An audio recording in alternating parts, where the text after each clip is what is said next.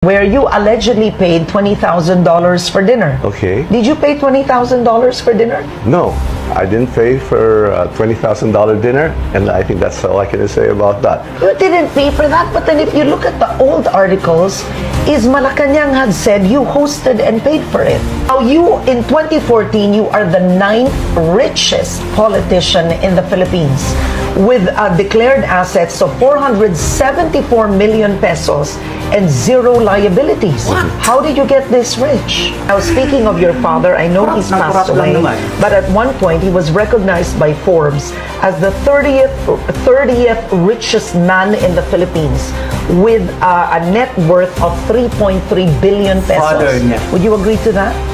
As the host. Ang $20,000 na dinner ni Speaker Martin Romualdez ay nag-iiwan ng masamang impresyon lalo na sa panahon ng kahirapan at taas presyo sa Pilipinas. Sa mata ng marami, ito ay tila pagyayabang at hindi sensitibong paggastos, lalo na kung ito'y mula sa pera ng bayan. Ang mga leader dapat ang unang nagpapakita ng simpleng pamumuhay at malasakit sa mamamayan. Ang araw pa lang na sila'y uupo, pag naluklok sila sa Senado, unang araw pa lang, hindi na po sila mag-OJT. Alam na nila ang trabaho, alam na nila ang gagawin nila, alam na nila ang problema na hinaharap ng ating mga kababayan at alam nila kung paanong gawin para bigyan ng counting tulong. Where of course public officials reveal or state just how much they're worth. Now you, in 2014, you are the 9th richest politician in the Philippines with declared assets of 474 million pesos and zero liabilities. How did you get this rich? Well, I was a lawyer before I became a congressman. I still am. And I was in the corporate world. I was able to rise up the ranks of some corporate boards. I even ended up becoming the chairman of Equitable Banking Corporation and the chairman of Banking Corporation, the oldest mining corporation in the Philippines. And we were behind some of the biggest mergers in the country. So, well, we were very lucky and fortunate to make the right investments and decisions then. Yeah. Who has zero liabilities in government? Only you. Huh?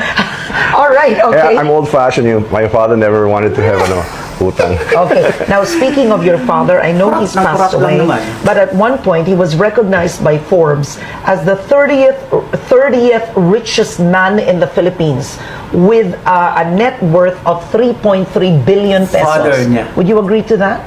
Well, I guess that's per their records, and I don't know how they come to that, but then again, I'm not going to contest anything because that's what they put out. Now, would you consider your father a Marcos crony or someone who has benefited from the dictatorship or leadership of Marcos, him being the brother of Imelda Marcos? He wasn't a crony. He was the brother-in-law of President Marcos. He was a governor for about 20 years, and he served as But where would he get 3.3 billion? I mean, in net worth. Where would someone in government get 3.3 billion? I guess he had some investments as well. I was much younger then, so I didn't know his business transactions. But then again, there have been cases, and all of these cases revolving the PCGG and the anti-graft, most of them already been dismissed, particularly the anti-graft cases. So the records speak for themselves, and I guess Forbes wouldn't come out with those figures if they were derived from spurious sources. Yeah. Do you think any of your father's wealth was illegally acquired? No, I don't think so. You don't think so? All right, since you mentioned the PCGG, I'm gonna go on to read this. In 1986, after Marcos fled, the PCGG listed at least 61 corporations where your father was said to have acquired shares illegally. Now, you may be asking, this is the same Bongbong Marcos question. Okay. Why are you asking Bongbong Marcos about issues related to his father? Well, of course, because when you get into a national post, decisions you make, this is what the taxpayer believes, eventually affect, of course, your whole family. Yes. All right? So I want to ask you, all right, Benguet Corporation was mentioned, First Philippine Holdings, Mantrade then, part of Meralco, Shell, PCI Bank, among others. So, if I were going to ask you today, your brother, you had mentioned, is still a shareholder of Benguet Corp. Yes, he's a member of the board. Yeah, Okay. members of the board. How did your family get into Benguet Corp? Well, I believe these were investments made earlier on. And as I said, if there were any criticisms or accusations with respects to the provenance of these assets, they were all basically dismissed and they were cleared. So everything's good. All right. So, you know, during the time of Marcos and even Cory Aquino, the Romualdeses, in a sense, were low-key in terms of national public service. Now that you're getting into the national limelight, are you prepared for all these documents and accusations to be dug up once again? I mean, it's not easy being a Romualdez in public office. Well, what is? Nothing in life is really that easy. But then, of course, we're ready because there's nothing to hide. We're very transparent about it. And I'm for the FOI. I'm all for presenting my statements of assets and liabilities to the public. We were actually one of the first to do that in the 14th Congress. And so we're ready for it. And it's just, as they say, par for the course. When you put yourself here in the national consciousness, then obviously you should be ready for all the criticisms and whatever accusations, and you've got to discharge yourself accordingly. And we've got nothing to hide, so we put ourselves there. Yeah. But at the end of the day, we're here for a higher purpose, and that's to bring back, as I say, malasakit to the government. And we have a duty, we have a job to help our region. It's very, very easy to retreat back into the private sector, to be anonymous, and just to do your own thing. But I cannot turn my back on the people in our region who suffered so much and who need so much more help. I can only do so much from my private sector position, but I think I can do so much more. As a senator, the most important role is legislation. And Karen, the most important piece of legislation is the budget. Okay, before we go to the budget, I'm going to finish this part first. Sure. And then we're going to move on to issues, the budget, your advocacy. Do you remember when you first got into the national consciousness? My goodness. I You remember. should tell me. I remember. You first got into the national consciousness as Martin Romualdez, as Congressman Martin Romualdez, when you were named. This could bring back bad memories. As the host of President Arroyo's dinner in La Cirque, Okay. where you allegedly paid $20,000 for dinner. Okay. Did you pay $20,000 for dinner? No, I didn't pay for a $20,000 dinner, and I think that's all I can say about that. You didn't pay for that, but then if you look at the old articles, is Malacanang had said you hosted and paid for it. I can't say I have because I didn't. So who paid for that dinner? Because really if don't you know. Google Martin Romualdez and La Cirque, Sinungaling talaga. it will say that you paid for that dinner. I mean it. Well- so you didn't pay for it. No. You're on the record, huh? Yes. You're yes. on air. I'm on air. I don't even know how much that dinner was. I was there, but I didn't pay for it. So who paid for the dinner? I don't know. Yeah. Now, I didn't pay for it. but didn't you stand up for that dinner at one point when GMA was being hit? Didn't you come out in an interview and say you hosted it? Never. You never did. On the other hand, si Tambi po, nasa ko i-reveal sa inyo ha, for the first time. I have worked with him when I was congressman. Pareho ming first term congressman atong 2007 until 2010. Atong 2010, o padung na sa eleksyon, nakahibalo ko na 10 billion pesos was coursed through him. Kay, nampe siya posisyon sa party. So, gi-course ang 10 billion sa iyaha. So, nangayo ko sa iyaha. In ko, Martin, anyway, we're from the same region.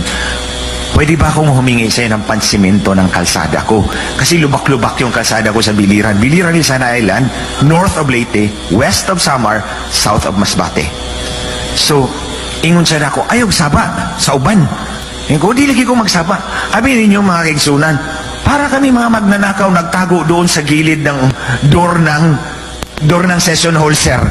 Kasi ayaw niya, doon sa session hall, ibigay ko yung letter, yung folder, kasi may request yun, sir, eh. Tapos sabi niya, huwag tayo dyan.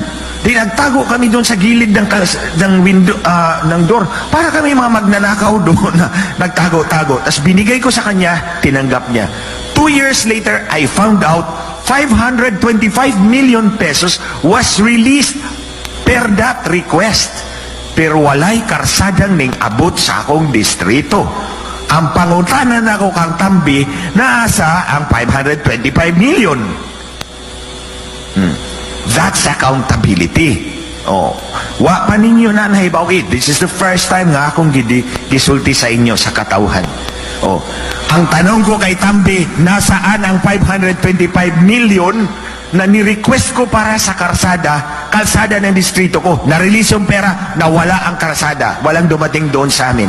Where did it go, Tambi? Oh. So imagine,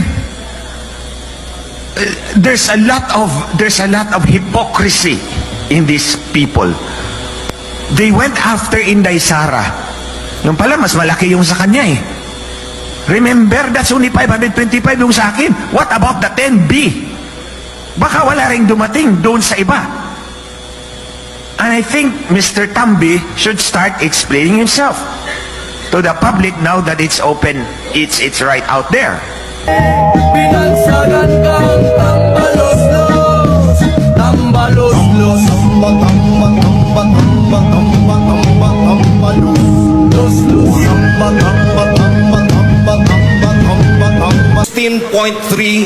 trillion pesos.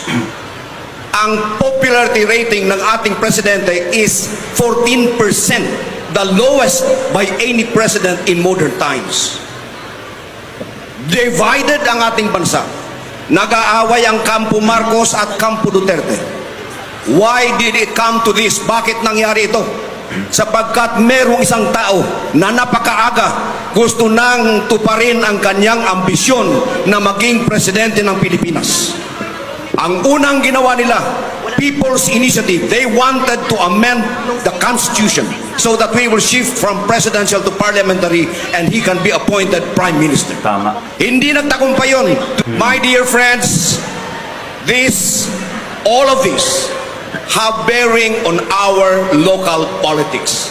Sapagkat, ang totoo niyan, etong mga ayudang tinatanggap ninyo ngayon ay bahagi ng isang matinding plano para bilhin ang mga boto ng ating mga botante so that they will be able to position their local candidates so that in 2028, that man who has been salivating to become the next president could fulfill his dream. And this man is no other than Martin Romualdez.